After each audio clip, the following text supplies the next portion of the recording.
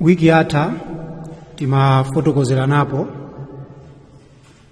za malangizo achitatu amene umama adapereka kwa mwana wake wamkazi, kunena kuti mwana wanga kaonetsetse kuti ukuchita at-ta'ahud limawqi'i ainaihi, ukusamala zimene maso ake mwamunayo adzikaona, wattafaqudi limawdi'i anfihi, komanso ukukonza chomwe mphuno yake idzikanunkhiza. Fala taqa ainuhu minki ala qabih, sakalole kuti maso ake akaone kuchokera pathupi lako kaya nyumbamo chinthu chimene sakasangalatsidwa nacho. Komanso wala yashumma minki illa atyaba rih, usakalole kuti mphuno yake ikanunkhize kuchokera kwa iwe pokapoka atyabu rih, fungo limene lili labwino. Ndiye lero insha Allah tikhala tikuona malangizo arrabi'a, tikhala tikuona malangizo a namba 4 amene umama adapereka kwa mwana wake wamkazi. Iye adanena kuti chani: mwana wanga iwe kagwiritsire ntchito alkuhlu walma'u, alkuhlu walma'u, kagwiritsire ntchito kohil ndi madzi. Wa'lami, ziwa, anna alkuhla ahsanu almawjud, nditudi kohil amene tikumunena apayu ndi wabwino muzomwe zili zopezeka nthawi yawoyo. Fuka akafufuza akazi zimaonetsa kuti kohil adali wosavuta kumpeza. Ndiye amapereka malangizo kuti pa zonse zimene ife timafufuza kuti tidzikongoletsere nazo kunkhope kwathuku, zikuonetsa kuti kohil ndi wosavuta kutani kumupeza. Apa zikusonyeza kuti kohil ndi chinthu chimene mkazi sangaononge makobiri kuti achipeze, komanso ngati angampemphe mwamuna wake ndi chinthu chimene mwamunayo sangaononge ndalama zambiri kuti amugulire.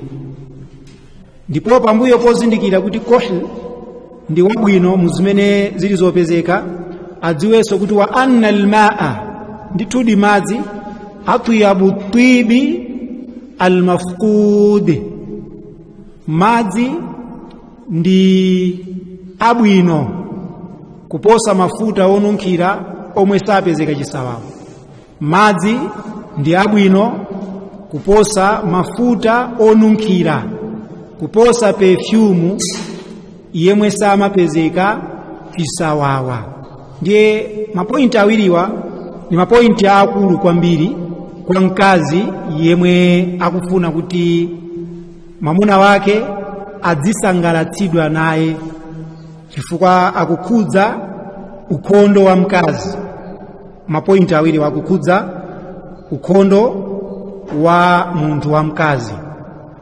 Tikabwera pofuna kutanthauzira liwu kuti kuhil, kuhil ndi ufa wakuda umene umapakidwa mphepete mwa maso, ndicho linga choti maso aoneke bwino. Tikonza kunena kuti mu nthawi yathu ino ndi penso yomwe akazi amatha kugula, koma imakhala kuti ikudetsa mphepete mwa masomu akamapaka. Ena kayamati aibo penso, koma ndi pensulo ndithu imene mkazi amayigwiritsira ntchito podetsa mphepete mwa maso akewa, ndicho linga choti aonekebe bwino.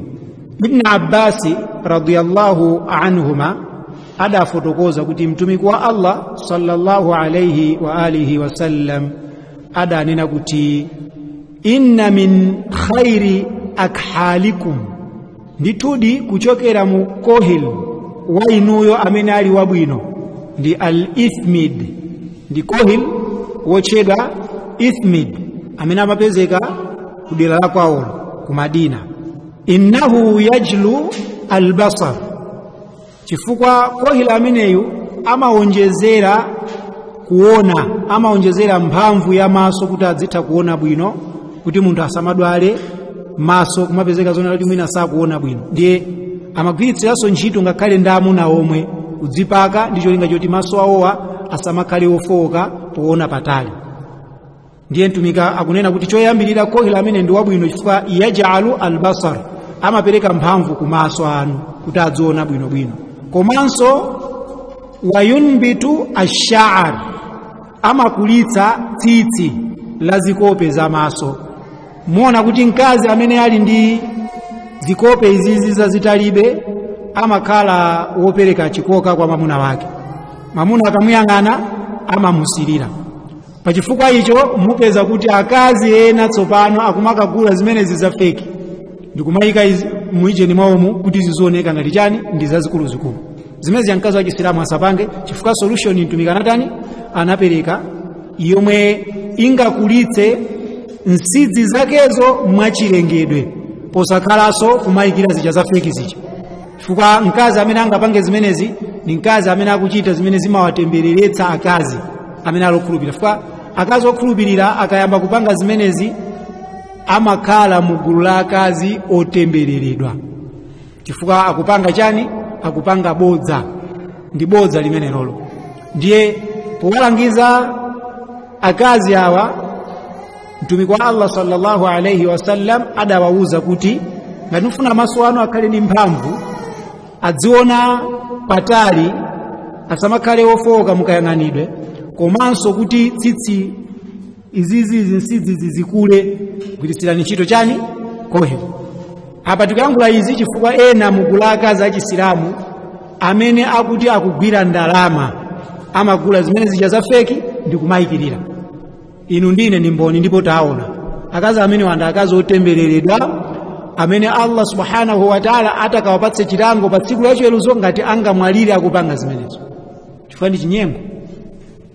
Ndiye mkazi akonza kupeza ufa uliwonse kuchokera mu zozipodera momwe iye angaupezere kapena omwe ungapezeke ndi kugwiritsira ntchito ngati imene kohil amagwirira. Mene tanenera kuti ena amajambula ndi pensulo yakuda, izi ndi zabwinobwino kwambiri ndipo zimabweretsa chikoka mwa mwamuna wake mkazi.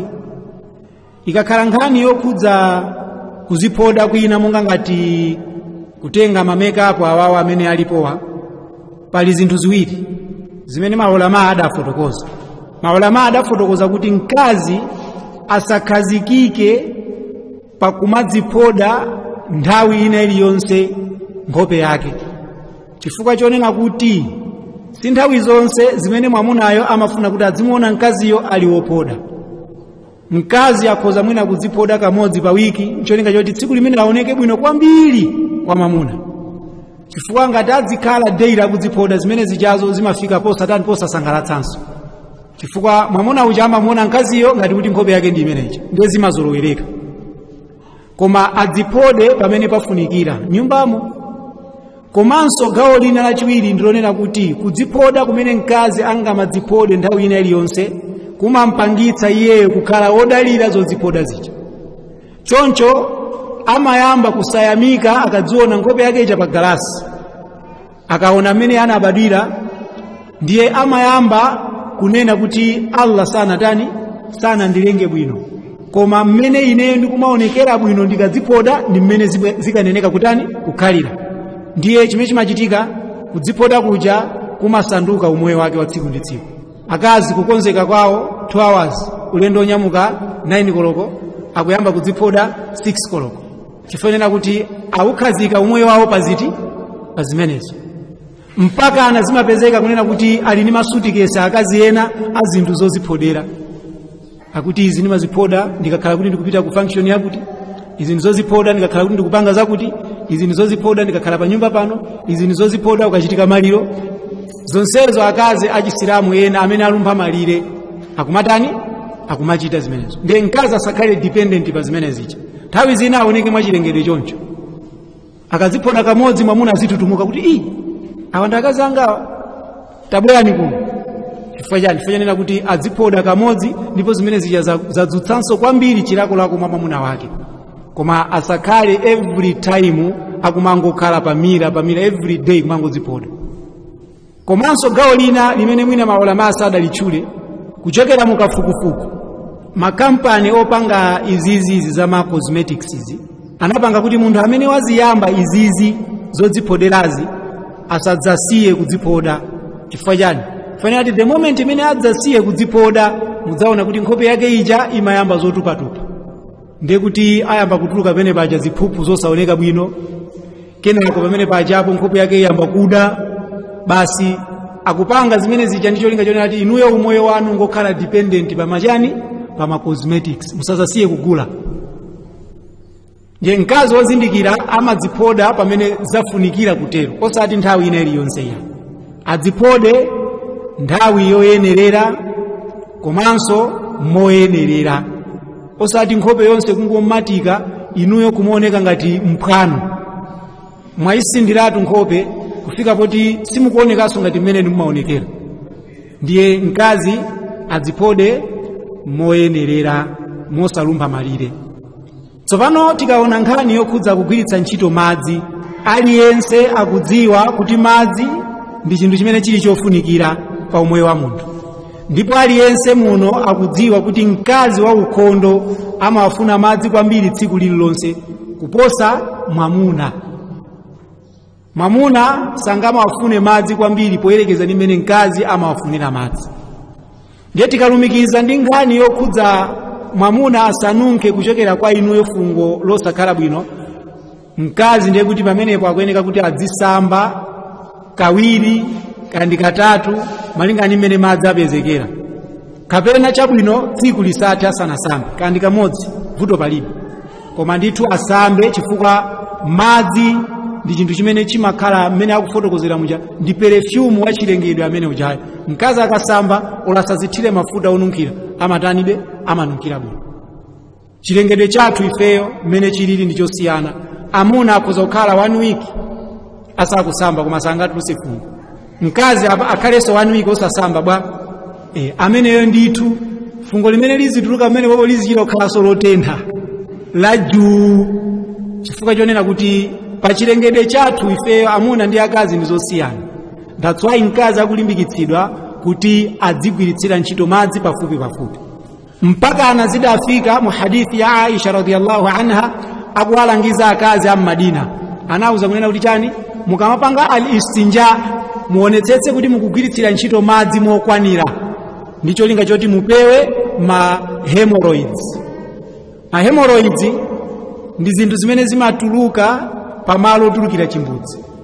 Chisilamu chidatiphunzitsa kalekale, lero lino anthu aza kuchipatala akunena kuti china mu zinthu zimene zimampangitsa munthu kukhala ndi ma hemorrhoids ndi chifukwa chachani, cha uve, zotsalira zimene zimatsalira pamene pachapo akapanga ndi tishu yawo ija, zimene zimatsalira zija ndi zimene zimabweretsa chani, ma hemorrhoids.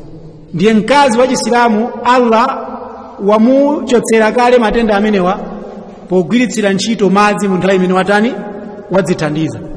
Ndiye Aisha akunena kuti achulukitse mkazi potani, potsuka malo ake amene wawa bwinobwino, mkazi atsuke mokwanira ndithu zonsezo. Chifukwa chani? Asatulutse fungo lotani loyipa. Pamene mkazi akutakataka kukonza pa khomo, ndizachidziwikire kuti iye amatulutsa thukuta limene likasiyidwa osachotsedwa limabweretsa fungo lotani losayenera. Chimenecho ndi chilengedwe cha ndani, cha mkazi, ndipo palibe kuthawa apapa.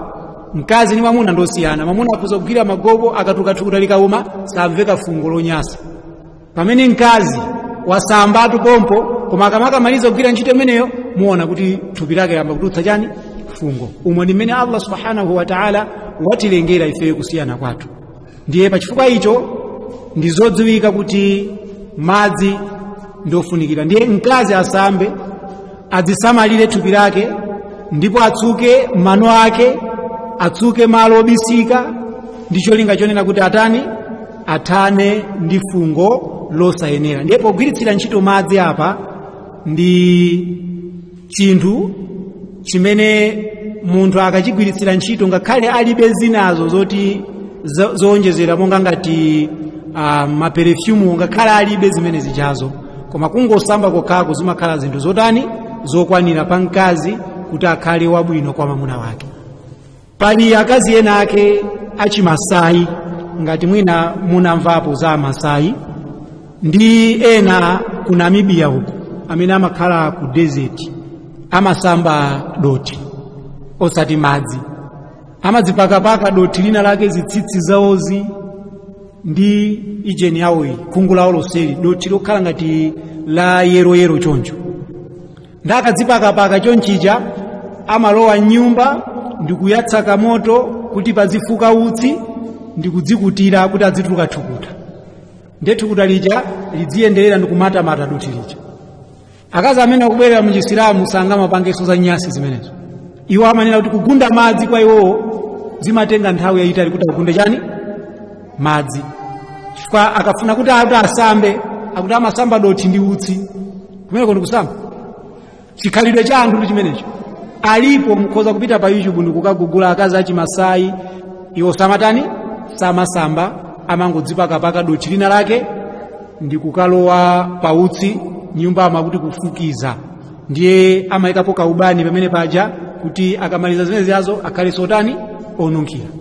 Koma umene ndiuve mu Chisilamu sizingatheke zimenezo, koma tikukamba zimenezo fa alipo ena amene amachita zimenezo mugula akazi. Zimenezo ndi zikhalidwe zimene pa dziko lapansi pano zilipo, koma Chisilamu chikumuwuza mkazi kuti asambe, agwiritsire ntchito madzi, aonetsetsenso mkazi wa Chisilamu pomwepo apapa kuti zikhadabo zake wazisiyanitsa ndi akazi osakhulupirira oziwenga. Alipo ena amene amayankhula kumene kuti amuna tidziwenga zikhadabo koma akazi tizizisiya zitalike. Akuti mkazi Chisilamu sichinamuwumirize kuti aziwenga zikhadabo, koma amuna ndi amene akutani akuyeneka kuti kumawenga zikhadabo. Zimenezo sizolondola. Mu zinthu zimene mtumiki adafotokoza za fitra kuchotsa zikhadabo zilimo, ndipo mkazi akuyeneka kuwenga zikhadabo ngati mmene amawengeranso zikhadabo ndani mwamuna. Mkazi wokhulupirira awenge zikhadabo ngati mmenenso mwamuna amatani amawengera, chifukwa olo asambe, koma ngati zikhadabo zake zili za nyasi amene ndi wauvebe basi. Ndiye namanena kuti haya chimatenga zotokosera chimapanga inde chabwino zotokosera zomutokosera, koma ngati chikhadabo chatalika mukusiyana pati ndi galu, mukusiyana pati ndi mphaka. Chifukwa mtumiki ponena kuti ndi sunna ya alfitra, chimene amafuna kutanthauza nchonena kuti munthu asiyane ni nyama powenga chani zikhadabo. Ndiye mkazi awenge zikhadabo sizili zoyenera kuti yeye akhale ndi zikhadabo zazitali, ndiye ena amakhala ndi zikhadabo zazifupi ndikukaonjezera zimati za plastiki zija. Mkazi wa Chisilamu amene akuti ndi mafeminist a Chisilamu akuti akumenyera ufulu wa akazi, kuti akazi nawo sali ndi ufulu omapanga zimenezi, aziyika zikhadabo zawo zazitalizitalizo, aziyika nsidzi choncho basi, aziphoda mipata m'manomwe ayikayika mipata kuti azioneka bwino ndi zina zotero zimene akumachitazo, koma kuti iwo ndi Asilamu. Fungo loyipa limene limatuluka mkamwa, kunkhwapa komanso kumaliseche limapangitsa kuti mwamuna asakhale ndi chilakolako pa mkazi wake, chimodzimodzinso ngati fungo lomwelo likutuluka kuchokera kwa ndani kwa mwamuna. Choncho magawo awiriwa, kumeta tsitsi la malo obisika ndi kutsuka mkamwa, ndi zinthu ziwiri zofunikira kwambiri pa mkazi wa pabanja, osati mkazi kumwetulira mano UDF kapena fungo la dzulo ifasana tsuke mkamwa lero. Kulupira kuti amene muli akaleno ukoza kundichitira umboni kuti akazi amatsuka mano awo ndi phulusa, ndicho nchoeti amene ali amvula zakale. Mpaka na lero liyena mukulazungu akumanena kuti akuti activated chako, amene akumagwirisira ntchito amakhala waphulusa kuti muzitsukira mano kuti muzitani muzikhala moyera. Zinthu zimene zili za natural tete zima chemicals izi zinde ndi zabwino, koma akafufuza kuzoona kuti zikuononganso mwina mano a munthu kusiyana ndi kugwirisira ntchito njira zimene makolo athu amapanga zakale, phulusa makala kwa nyenyanyenya ndikutani ndikutsukira mkamwa. Ndiye mkazi asaname kuti kogeta alibe, Colgate amuna angasama ndigulira makala aphwanya atsukira m'manda. Isakhale excuse yonunkhira mkamwa chifukwa kusamala mkamwa si chifukwa cha amuna anu okha iya, komanso pa inuyo nokha ngati munthu. Mumamva bwanji mukamayankhula mkamwa mukutuka fungo lotani losakhala bwino. Ndiye mkazi aonetsetse kuti akutsuka ndithu mkamwa. Tsopano tiyeni tione nkhani yokhudza kumeta tsitsi la malo obisika ndi cheya, chifukwa tikuyankhula izi zitanena kuti tipatsana mwangati malangizo, ndiye zizikhudzana ndithu ndi zinthu ngati zimene. Chifukwa zonsezi zikugwera pa gawo loti mkazi akudzisamalira kugwiritsira ntchito kohol, kudzipoda komanso ndi kusamba. Posambapo ndi kuti samangosamba thupilo kamathanso kumazisamalira zina ndi zina pa nthawi imeneyi chawasamba. Ndiye pa nthawi imene mkazi afuna kuti achotse tsitsi la malo ake obisika ndi cheya, pali malamulo amene chisilamu chikufotokoza. Mtumiki wa Allah sallallahu alayhi wasallam adawalimbikitsa amuna ndi akazi kumeta tsitsi lomwe lili kumalo obisika, kungwapa komanso ndi malo obisikawo. Izi zili choncho chifukwa tsitsi limene lili likachuluka limatulutsa fungo mosachedwa. Chabwino osamba pompano koma pakangotha nthawi pang'ono basi mapezeka zoti fungo lamba kutani lamba kutuluka chifukwa cha tsitsi limene. Pali akazi ena amene ali ndi cheya chambiri pa thupi lawo, ndipo izi zimakhala kwa amuna ena zosawapatsa chidwi. Alipo amuna ena amene sasangalatsidwa ndi mkazi wacheya, ndiye pali amuna ena amene amasangalatsidwa ndi mkazi wacheya. Koma tikungoonena kuti kwawo akazi amene ali ndi cheya ndipo zimene zisizi kuwasangalatsa amuna awo, palibe vuto mkazi amene kudzimeta cheyacho, kandi cha miyendo, even cha mmanja kumene, kandi cha ntchafu, kandi cha mmatako, kandi cha pamimba, kandi kunsana ndi kunkhope. Chomwe chaletsedwa ndi kumeta nsidzi komanso tsitsi la muzikope za masozi. Tsitsi ili laletsedwa kuti mkazi alichotse, komanso nsidzi izi zaletsedwa kuti mkazi atani achotse. Ndiye sharia idagawa tsitsi muzigawo zitatu. Tsitsi limene likupezeka pa thupi la mkazi, chigawo choyamba ndi tsitsi limene lalamulidwa kuti lisachotsedwe. Tsitsi limene lalamulidwa kuti lisachotsedwe tikabwera kwa amuna ndi kuti ndi ndevu za kuchibwano ndi mutsagwadamu, amene ndi amuna ndi ndevu zimene zisachotsedwe. Ndipo tikakhala mkazi ndi kuti ndi nsidzi imene tanenera muja, komanso ndi tsitsi la muzikope za masozi. Tsitsi limene lili laletsedwa kuti mkazi atani alichotse, komanso tsitsi la mmutu mwake mkazi waletsedwa kuti alimete. Pali zikhalidwe zina za anthu zimene maliro akachitika amauza akazi amete chani mipala. Mkazi amene ali msilamu asayerekeze kupanga zimenezo. Chifukwa chani? Ndi zoletsedwa mkazi wa chisilamu kumeta tsitsi lake pokhapokha la mmutu, pokhapokha ngati ali ndi bala mutumo, mmene tinafotokozera mujeti. Ngati ali ndi bala mutu mwake ndipo likufunikira kuti pamenepo papakidwe mankhwala, kapena watuka zilonda mutumo ndiye pakufunika kuti mutu wonse upakidwe mankhwala, kapena wapya moto ndiye pakufunika kuti pamenepo papakidwe mankhwala, ndi nthenda imene mwina yeyo ali nayo imene kupangitsa kuti mutumo mmetedwe tsitsi ndi kuti alandire chani treatment. Koma osati chifukwa cha maliro mkazi asapange zimenezo.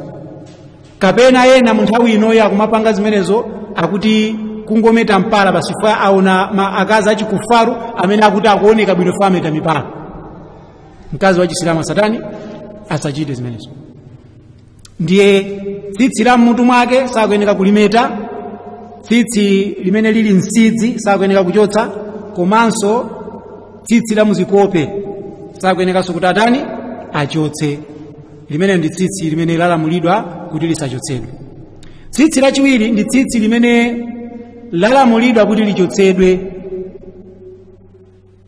monga tsitsi limene lili la kunkhwapa ndi tsitsi la kumaliseche. Tsitsi limene ndipo pali mahadithi amene akutani akulimbikitsa zimenezo. Tikabwera amuna ndi kuti akhonza kupungula ndevu za pamlomo wa pamwambawo, zimenezonso ndi zololedwa fuka pali hadithi.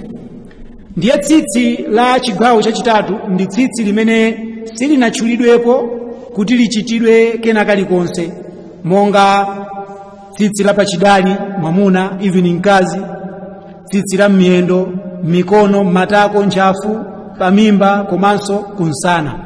Tsitsi limene silinalamulidwe kapena palibe chilichonse chimene sharia yatani yafotokozapo. Ndiye tsitsi limene lili lololedwa kuchotsedwa chifukwa palibe chiletso china chilichonse. Ndiye alipo akazi ena akuti iwowo sangalole, ali ndi ndevu za kuchibwano, ndiye sangalole kuchotsa. Mkazi wa Chisilamu asakhale ndi tsitsi kuchibwano kwake kapena pa mulomo wa pamwambawu kupatula kuti azitani azichotse. Ndipo zili zoyenerera kwambiri kuti mkazi amene ali ndi tsitsi kuchibwano kwakeku azizichotsa zimenezo.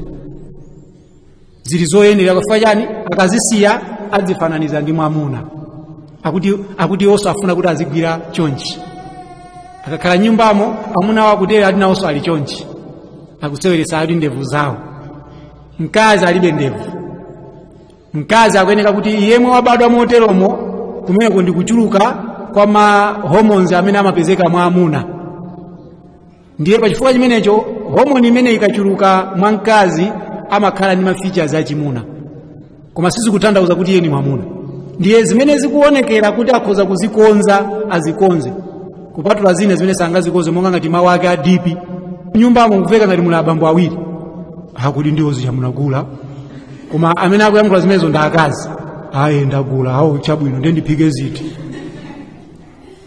Mkazi amene ayesetse kuyankhula mwanthete myangatanga kwanitsa, koma ngati sakwanitsa vuto palibe. Ndevu zimene zingamere kuchokera kuchibwano kwake kandi pa mulomo wa pamwamba azichotse zimenezo. Ndi mafeminist okha amene sangachotse, amene amanena kuti aya zimenezo Chisilamu mkukakamula bwanji chifukwa choti wakufunabe kupanga zinthu zachani zachimuna. Ndiye sangaone vuto yani. Mwaona kutuluka kunja kwa nyumba zawo ndevu zili pa chibwano. Zimene zitu ndi mwayi umenewu, ananena kuti ndevu zimenezozo ndi mwayi ndani.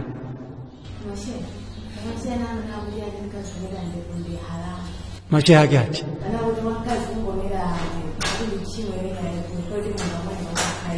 Allah wakhululukire chifukwa adayankhula mopanda kuzindikira. Mene tafotokozera hapa, mkazi amene wamera tsitsi kuchibwano chake amene achotse. Tiona umboni wa maulama akuluakulu.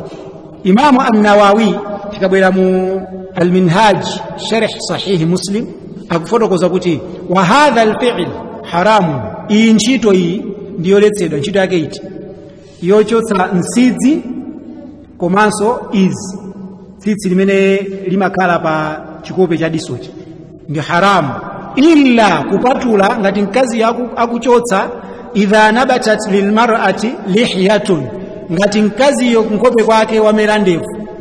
Lihya ni ndevu. Ngati mkazi wamera ndevu au shawarib kapena wamera zapa mulomo hapa mwambapo masharubu, fala tahrumu izalatuha, sizilizoletsedwa pa yeye kuti amete. Bal komanso yustahabbu indaha, ndizokondedwanso kwambiri pa yeye kuti achite zimenezo.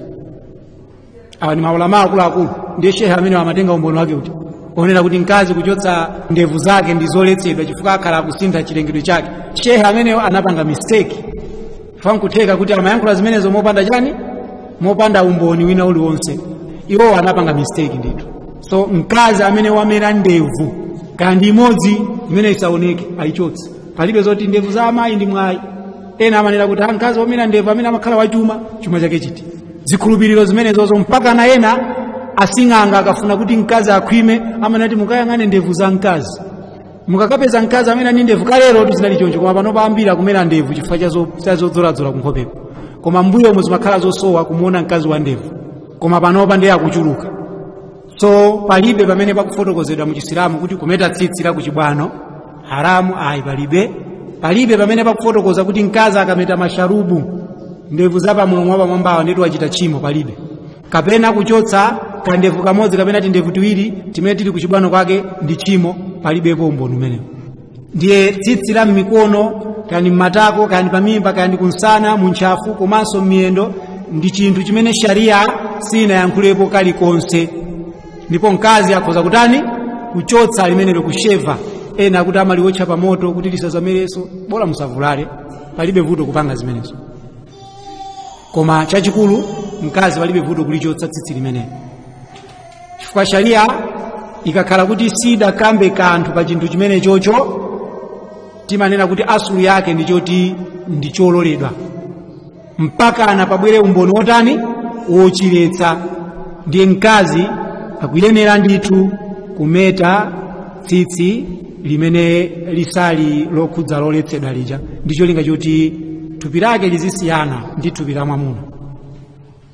Chachiwiri, mkazi amene mwamuna wake ali kutali, zimatha kutheka mwina amuna athu achokapo anapita ku business kapena anapita ku field kuntchitoko, ndiye akubwera tawasowa kwa 1 week kandi kwa 2 weeks kandi kwa mwezi. Choyambirira amuna anawalangiza mtumiki wa Allah sallallahu alayhi wasallam kuti sakuyenera kupita ku nyumba kwawo pamene akubwerera kuti ku ulendo wautali mpaka atatumiza uthenga kwa mkaziyo kuti akutani akubwera.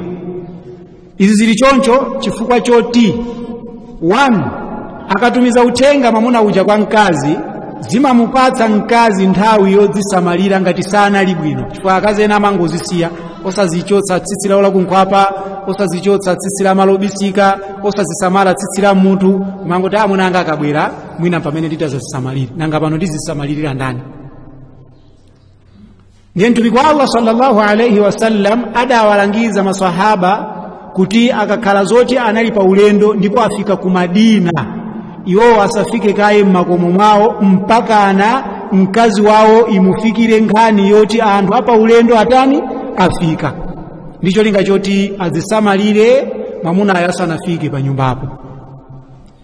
Jabir ibn Abdullah akufotokoza kuti kunna ma'a rasulillahi sallallahu alayhi wasallam fi ghazatin, tidali limodzi ndi mtumiki wa Allah mtendere madalitso zikhale pa iye ku nkhondo. Falamma qadimna almadina, pamene timabwerera ku Madina, dhahabna linadkhul, tidafuna kuti tikalowe, yani kuti tizikalowa tsopano m'manyumba mwathu.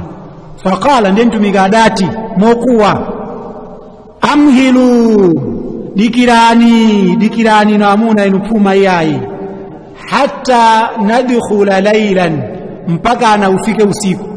Fuka mmene timafika Madina kunali kukuwala, ndiye mtumiki anatuza zoti tidikire mpaka dzuwa lilowe, ayi ishaan, pambuyo kuti apemphera swala yachani ya isha. Kai ndicho linga choti tamtachiti ashaitha, adzipese uyo amene adali ndi tsitsi losakonza. Kai tamtashit ashaitha, mkazi amene adali ndi tsitsi losapesa limene silimuoneka bwino alisamalire polipesa. Watastahidda almughiba, komanso ndi uyo yemwe mwamuna wake panalibe amete tsitsi la malo ake obisika. Senza kuti awa amene anangodzisiya kungodzitayirira amenewo akuyeneka kuti adzisamalire. Amene amva zoti amuna atu abwera kuchokera ku nkhondo kuja, ndiye iye adziwa zoti mwamuna wanga anali nawo mugulu limeneli, akuyeneka kuti andione ndili wabwino, anunkhize kuchokera kwa ine fungo limene lili labwino. Ndiye tumika amalangiza zimenezo amuna, musapupulume kufika mmakomo mwanu ngati munali ku ulendo wautali mpaka akazi anu mutawauza kuti mukubwera. Ndiye iwo aja azindikira mmene mwayankhula zimenezo, azindikira. Mwamuna akangota pano ndikubwera, mkazi wanzeru amazindikira kunena kuti amuna anga akubwera, ine ndipange zimene zili zoyenerera kuti amuna anga ziwakomere. Ndiye azisamalira, zimeta tsitsi la malobisika, komanso kudzipesa tsitsi mutu, kaya kudzimanga zingongo muli mosemo mmene wangapangiremo, koma akhale kuti akupanga zimenezo ndicho linga choti mwamuna wawo watani awaone bwino. Mukuyankhula kwina Jabir ibn Abdullah akufotokoza kuti mtumiki wa Allah sallallahu alayhi wasallam adati pambuyo poti maswahaba aja afika ku mzikiti, ndiye mtumiki anawayankhulanso kuti idha dakhalta laylan, mukafika mu mzinda wanu inuyo usiku chonchi, fala tadkhul ala ahlik, usakalowe iweyo mamuna ku nyumba yako, hatta tastahidda almughiba, mpaka mkazi amene mamuna wake kudalibe achotse tsitsi malo ake obisika.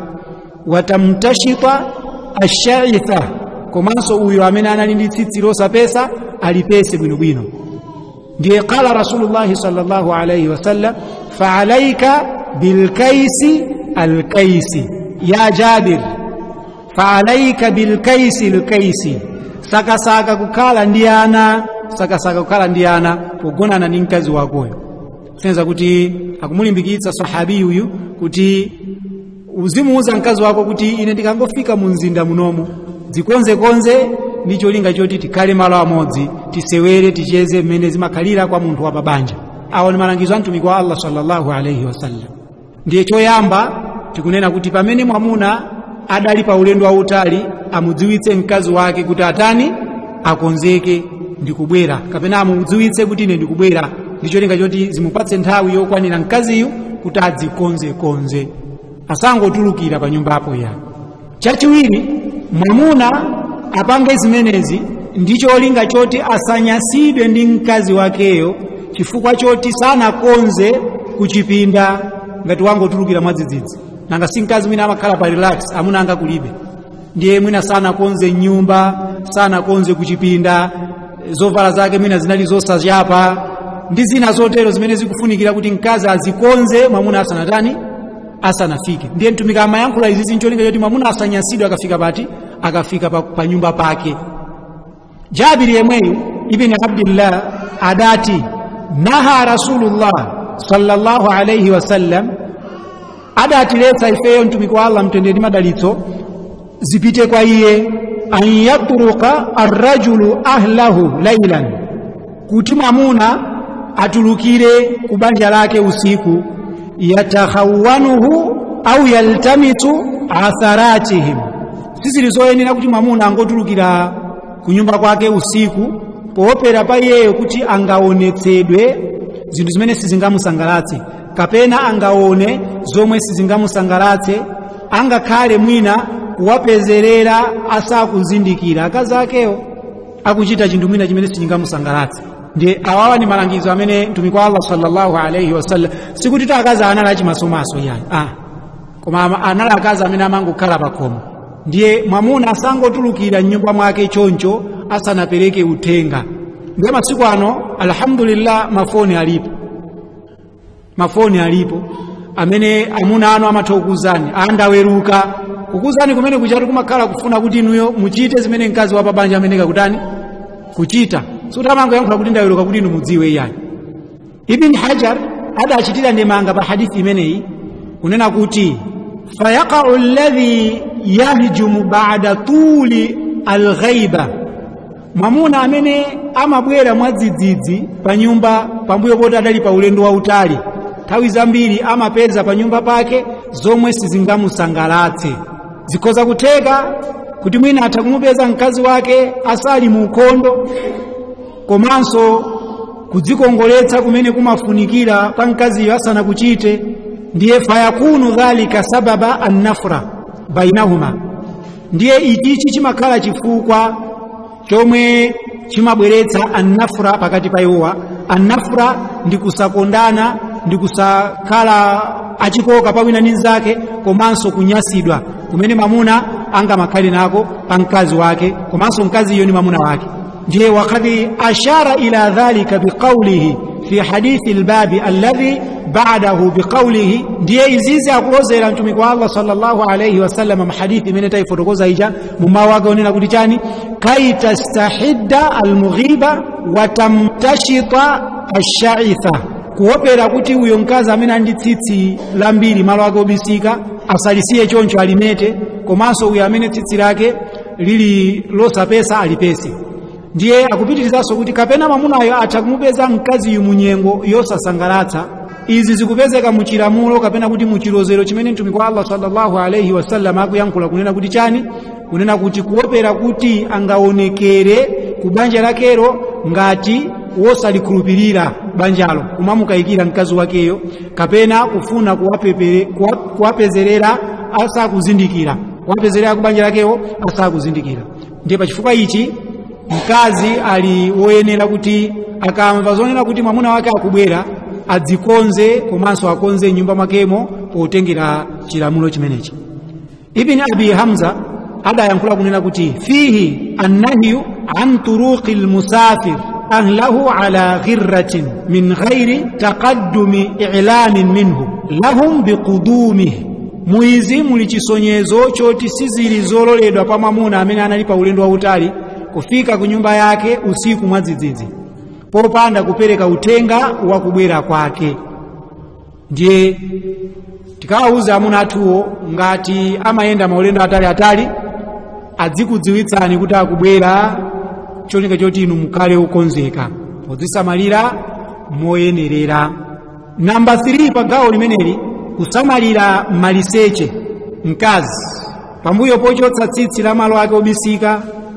Ndizofunikiranso mkazi kuti akhale ndi chidwi posamalira maliseche ake ndi cholinga choti asamatulutse fungo loyipa. Tizindikire kuti maliseche a mkazi aliyense amakhala ndi fungo la chilengedwe limene limatha kusintha malingana ndi nyengo ya masiku ake. Chikazi chabwinobwino chimakhala choyera komanso chosatulutsa fungo lina lililonse. Ndiye malinga ndi momwe mkazi alili pa masiku ake apa mwezi, kunja kwa nsambo, kunja kwa period, kwa haidh, chikazi chimakhala cha thiki, chokhatamira komanso choyera. Munthawi yomwe wayamba chinyezi kapena kuti akafika pakatikati pa mwezi wake, chikazi chimakhala chopanda mtundu wina ulonse, chimakhala chakliye komanso chotelera ndi chogwirana. Pamene mkazi wamaliza nsambo, chikazi chimakhala chooneka mwa brown chifukwa choti malisechewo akutsuka magazi otsalira mkati mwake. Ndiye ngati pali kusintha kwa nyengo zatchulidwazi zimene chisilamu chafotokoza kuchokera mu zokamba za maulama, chimenecho ndi chizindikiro choti malisechewo akufunikira ukhondo komanso chisamaliro. Ndiye pali zizindikiro zimene mafukaha akupereka kuti zizindikiro zoti maliseche sali au ukhondo ndi zoti: 1, mkazi akuva kuyaba, osati chifukwa choti wachotsa tsitsi malo koma kungova kuyaba basi, kapena kuocha kumene, kapena kutulutsa chikazi mosayembekezera asana khudzane ndi mwamuna wake, kapena kupweteka panja angakhale ndi mkati mwa maliseche ake mu nthawi imene akugonana ndi mwamuna olasa akugonana ndi mwamuna wake, kapena kutuluka matuza kumene. So izi ni nyengo zimene maulama adazifotokoza. Mwinanso ndikhulupirira kuti akuchipatala akonzanso kutambasula mwina zowonjezera pamenepa, koma izizi ndi zimene zili zodziwika kuchokera mu fiqh. Ndiye sizili zovuta pa mkazi kuti asamalire maliseche ake. Pali njira zambiri zimene iyeyo angatsate, ndipo zina mwa izo mmazidziwa. Sizili zoyenera kutsuka panja kapena mkati mwa maliseche ndi sopo, ngakhale madzi amene amakhala ndi thovu, angakhale ndi vinegar kumene. Sizili zoyenera kuti mkazi apange zifajani. Kutsuka mkazi maliseche ake ndi sopo ndi zinthu zimene zingathe kubweretsa mavuto pa maliseche akewo. Ndiye chimene chimangofunika ndi kutsuka ndi zimene adapereka malangizo ndani umama zija, zomwenso sizikusembana ndi sharia kunena kuti mkazi atsuke maliseche ake ndi madzi basi. Kungotsuka maliseche ndi madzi ndi zokwanira. Chachiwiri, mafukaha akufotokoza kuti asagwiritse ntchito kemiko ina iliyonse pochotsa tsitsi pamwamba pa maliseche ake, kapena kuti pochotsa tsitsi la malo ake obisika. Namba 3, mkazi akuyeneka kuvala chovala cha mkati chimene chili chopita mphepo, kapena nthawi zina athanso osavala mkatimo chovala china chilichonse. Izi zili choncho chifukwa thukuta limasokoneza pH wa maliseche a mkazi. Ndiye mkazi atha nyumbamo kumangoyenda chibadwire, kapena koza kuvala chovala cha mkati chimene chili chopita mphepo. Izi akuyankhula ndi anthu amene afufuza zomwe zimabweretsa mavuto pa maliseche a mkazi. Zili ndife kutsatira kapena kusatsatira, koma chisilamu sichimabisa zinthu, chimatambasula. Namba 4, akonza mkazi kugona chibadwire ngati ali ni mwamuna wake, zimenezo ndizolimbikitsidwa. Sizili zoyenera kuti mkazi akhale maliseche popanda chifukwa, mwachidule kumagona yekha buno bwamuse pamene mwamuna wake kulibe. Mtumiki adamulangiza sahabi yemwe ankafunsa kuti nanga tsopano munthu ukakhala wekha ndi zololera kukhala maliseche? Mtumiki anena kuti Allah ndiye ndoyeneka kumuchitira manyazi kwambiri kusiyana ndi anthu. Ndiye mkazi pamene mwamuna wake alipo akonza kugona asanavale china chilichonse, vuto palibe. Cholinga cha banja ndiye chimenecho, chifukwa sakuyeneka kumbisira maliseche mwamuna wake. Koma pamene mwamuna wake palibe, kubisa umaliseche ndi chinthu chofunikira pa Msilamu. kupatulako nthawi zimene zizizi. China chomaliza ndi kumadya zakudya zimene zingapangitse kuti thupi lake la mkazi likhale chani la ukhondo, monga mtumiki wa Allah sallallahu alayhi wasallam anatilangiza kumadya tende, anatilangiza kumamwa mkaka, anatilangiza uchi. Pali zakudya zina monga ngati maapozi, kani mamabulosiwa, mapeyala, makaloti, malalanjewa, mananchesi ndi zina zimene akuchipatala angathe kukuuzani zokhudza zakudya zabwino. Masamba amene makanaja simafuna mzingodya nyama basi. Apa palibe zachina chips ito apa. Muona kuti zakudya ngati zimene zija ndi zakudya zimene zikuwaononga akazi. Chifukwa kumadya zakudya zimene zili ma fast foods, si zakudya zimene zili zokhala zophikidwa bwino, zikumachuluka zina zimene zisali zoyenera zotsatira zake, akazi akumangochuluka kudwala matenda osadziwika bwino malo awo obisika. Ndiye undu ukhondo umene mkazi angachite kusamalira maliseche yake. Kutsuka mkamwa pa chikhalidwe cha munthu ndi chinthu chimene chikufunikira kuti azichita tsiku lina lililonse. Pamene kwacha akadya sima masana, akadya sima madzulo, mkazi akuyeneka kusamalira kamwa la iyeyo, chifukwa zimenezo ndi zimene zingakhale zosangalatsa kwa mwamuna wake. Ndiye mtumiki wa Allah sallallahu alayhi wasallam tikamuona iyeyo amatsuka mkamwa nthawi iliyonse imene wafuna kuchita udhu. Imagine, ndiye tiyerekeze kuti wachita udhu kasanu pa tsiku, ndiye kuti atsukanso mkamwa kokwanira kangati kasanu. Mpaka adanena kuti zikanakhala kuti sizinali zovuta pa umma wanga ndikadawupangitsa kuti miswaki ikhale faradhi pa iwo. Zikanakhala kuti sizovuta pa umma wa ineyo ndikadayichita siwaki kukhala faradhi pa iwo. Kufotokoza kumeneku kunali kofuna kusonyeza kuti kutsuka mkamwa ndi chinthu chotani chofunikira. Aisha radhiyallahu anha kufotokoza kuti mtumiki wa Allah adati sallallahu alayhi wasallam, as-siwaku matharatun lilfam. Siwaki ndi chinthu chimene chimayeretsa pakamwa, ndi chimene chimayeretsa pati pakamwa. Ndiye kuti mkazi amene akufuna kuti pakamwa pake pasamatuluke fungo akuyeneka kupeza siwaki. Ngakhale siwaki yu akukamba za mtengo umene umapezeka kudera kwawoku, palibe vuto kugwiritsira ntchito toothbrush amene ife timagwiritsira ntchito uja ngati siwaki sakupezeka uchokera pa mtengo wa araki. Koma ngati angakwanitse kukhala nawo pambuyo pokhala ndi toothbrush wina uja, akhoza kupezanso siwaki ameneyu ndi kumapanga nthawi zinazo. Chifukwa chani? Kasiwaki kaja kamakhala ndi kaijeni kena kake kamene kamayeretsa pakhosipa pamaveka ngati waikapo kena kake kamene fungo limene matuluka pakhosi makhala lotani labwino losayipa munjira ina iliyonse. Ndiye mtumiki polimbikitsa siwaki ndichonena kuti matharatun lilfami, umayeretsa ja pakamwa. Komanso mardatun lirabbi, ndi wokondedwa ndi Allah subhanahu wa ta'ala, kapena kuti ndi chinthu chimene chimamusangalatsa Allah rabbul izzati wal jalali. Ndiye kusamalira mkamwa ndi chinthu chimene chili chotani chofunikira. So tikaona mukuyankhula kumene mtumiki akulimbikitsa muja mu hadithi ya Abi Hurairah kuti laula an ashuqa ala ummati au ala nnasi la amartuhum bisiwaki ma'a kulli salatin. Zikanakhala kuti zidali zosavuta, zosalimba, zosakhwima pa umma wanga kapena pa anthu, ndikadawalamula iwo kugwiritsira ntchito siwaki pa swala ina iliyonse, kuti ifeyo tizikhala pakamwa pathupa pakutuluka fungo labwino. Ndiye Islamu adzituluka ndithu fungo labwino. Taonani mtumiki wa Allah sallallahu alayhi wasallam hadithi ya Anas ibn Malik akufotokoza kuti anna an-nabiyya sallallahu alayhi wasallam arada an yatazawwaja imra'atan. Mtumiki adafuna kukwatira mkazi, anali ali ndi akazi kale koma amafuna kuonjezera mkazi wina. Ndiye fabaatha umma Sulaim, ndiye adatumiza ummu Sulaim litanzura ilaiha, kuti akamuone mkaziyo. Ndiye izi zikutifotokozeranso kuti pamene mwamuna afuna kukwatira mkazi wachiwiri palibe vuto kutumiza akazi ake oyambawo, kapena kutumiza mlongo wake, kapena kutumiza mmodzi mwa akazi kuti akayang'ane zimene akufuna mwa mkaziyo, ndiye abwera azamuze utenga. Ndiye faqala mtumiki pomuyankhula ummu Sulaim adanena kuti chani, shummi awaridaha, kamununke mkamwa mwake. Akamakayankhula ukakhale naye pafupi uzikamva kuti fungo likuchokera pakamwa pake ndilotani, komanso kamuyang'ane akatumbake. Zimenezo zimene mtumiki amakonda, ife tingosira pompo kuti mtumiki adamuza Sulaimu akayang'ane zinthu ziwirizi, akayang'ane miyendo yake komanso akamve fungo kuchokera mwa mkazi akamakayankhula. Ngati mtumiki analowonetsetsa ukhondo, miyendo isakhale ngati yankhanga, mkazi kukhala ngati yabakha, zikang'a. Ayi, mkazi wa Chisilamu zisafike pamenepo. Ndiye mkazi akuyeneka ndithu kuti azisamalire mkamwa mwake kuti adzitulutsa fungo labwino.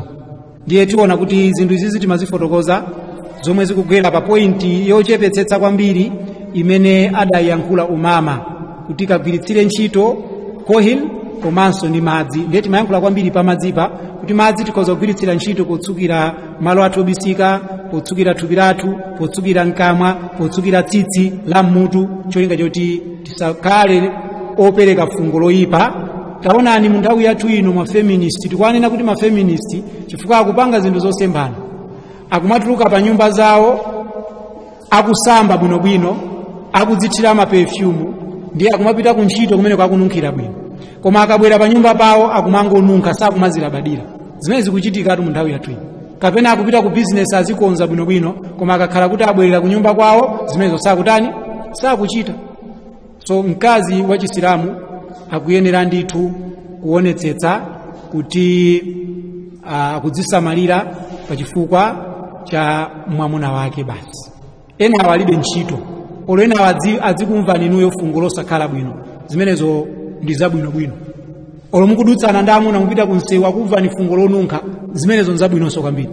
Fajani sakhala nanu ndi chidwi, sakhala nanu suchilakolako china chilichonse. Koma pamene amva fungo lonunkhira kuchokera kwa inuyo, zimenezo ndi zimene Chisilamu chikuletsazo. Mkazi adzinunkhiritse pa chifukwa cha mwamuna wake basi, adzinunkhiritse pa chifukwa cha mwamuna wake. Ena tonsefe tilibe ntchito, ndipo aliyense amene angakambe zosemphana ndizi, ameneyo sakukuyitanirani ku chipembedzo cha Allah subhanahu wa ta'ala. Chifukwa mtumiki zimene amaphunzitsa akazi zinali zimenezi. Tikatero gawo la namba 4 tathana nalo, ndi kuti insha Allah tidzayang'ane gawo la namba 5 limene likukhudzana ndi kulemekeza nthawi yake ya mwamunayo pamene akudya. Tidzafotokozenso momveka bwino pamenepo. Khulupirira kuti tili ndi mafunso.